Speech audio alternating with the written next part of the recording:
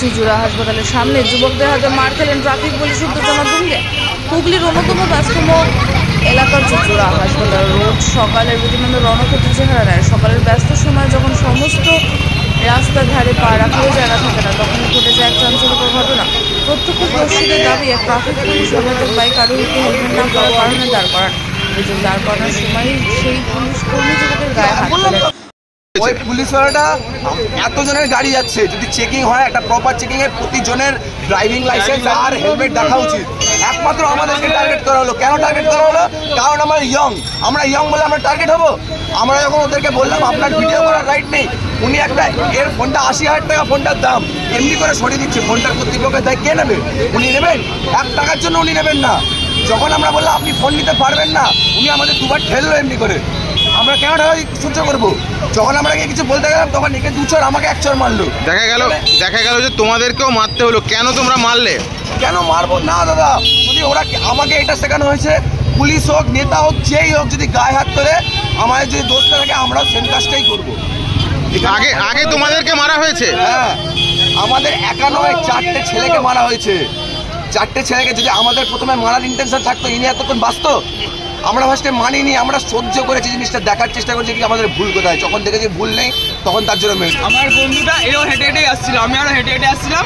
এটা এইখান থেকে পার করালো, পুলিশের সঙ্গে সঙ্গে ধরে নিল। প্রথমে হাফ প্যান্ট নিয়ে শুরু করলো, দিয়ে তারপর হেলমেট নিয়ে শুরু করলো। হেলমেটটা নয় মানলাম, হাফ প্যান্টে কোনো রাইট নেই।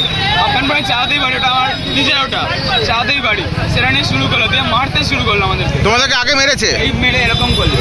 এটা তো আগে মেরে প্রথমে ওটা শুরু, আমরা রেসপেক্ট কেন বড় হয় আর পুলিশ অফিসার হয় তো আমরা রেসপেক্ট দিয়েছিলাম। আমরা কোনো কিস্তি খাওয়ানি বা গায়ে হাত আমরা কিছু দিইনি।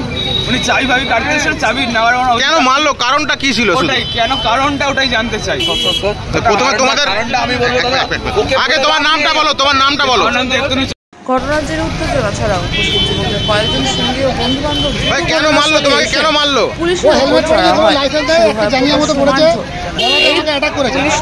রাস্তার উপরে মারতে থাকে কয়েকজন যুবক। এই ঘটনার জেরে ব্যস্ত হাসপাতাল বিশৃঙ্খলা দেখা যায়, যান চলাচল ব্যাহত হয়। সাধারণ পরিস্থিতি নিয়ন্ত্রণে আনার চেষ্টা করা হয়।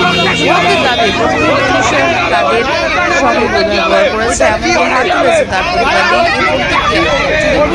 সম্পূর্ণ মোকাবিলা করা হচ্ছে।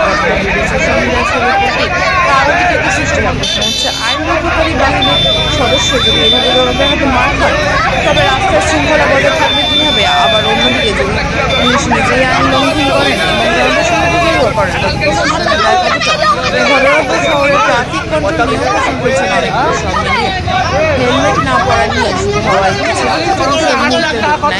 বড় সড় সমস্যা। আইন পুলিশের বা সাধারণ মানুষের সমাধান কি আইন হাতে নিতে হয়? এই ঘটনার তদন্ত শুরু করেছে পুলিশ। অভিযুক্তদের চিহ্নিত করার কাজ চলছে। তবে শহরের মাঝপথে এমন ঘটনার পুনরাবৃত্তি আটকাতে প্রশাসনকে আরও কড়া পদক্ষেপ নিতে হবে বলেই মত শহরবাসীর। নিজস্ব প্রতিনিধি সংবাদ। চুঁচুড়া হাসপাতাল রোডে আজকে যে ঘটনাটা ঘটেছে ট্রাফিক পুলিশের সঙ্গে একজন বাইক আরোহীর, এটা খুবই দুর্ভাগ্যজনক ঘটনা। এই ধরনের ঘটনা কখনোই কাঙ্ক্ষিত নয়। কিন্তু আজকে আমরা যেটা দেখতে পাচ্ছি, তৃণমূলের শাসনকালে আইন সমাজের একটা অংশ হাতে নিয়ে নিচ্ছে। যদিও সংবিধান কিন্তু কাউকেই আইন হাতে নেওয়ার অধিকার দেয় না, কিন্তু এক্ষেত্রে যেটা দেখা যাচ্ছে যে সমাজ থেকে একটা অংশ বাইরে বেরিয়ে এসে আইনের ঊর্ধ্বে চলে যাচ্ছে।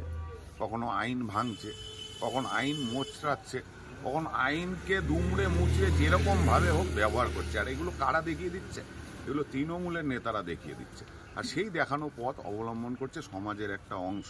সুতরাং আমরা মনে করি আইন হাতে নেওয়ার অধিকার কারণ নেই, আর সেই অনুসারে চলা উচিত। একদম রাস্তার মাঝে একটা ট্রাফিক পুলিশকে 3টি ছেলে ধরে মারছে, কি বলবেন এই চুঁচুড়া শহরে? এটা অন্যায়। ভুল কেউ করলে তার উচ্চ অফিসার আছে, আইন নিজে হাতে নেওয়া ঠিক নয়। আমার মনে হয় ওরা বুঝতে পারবে, ভবিষ্যতে আর এই অন্যায় করবে না।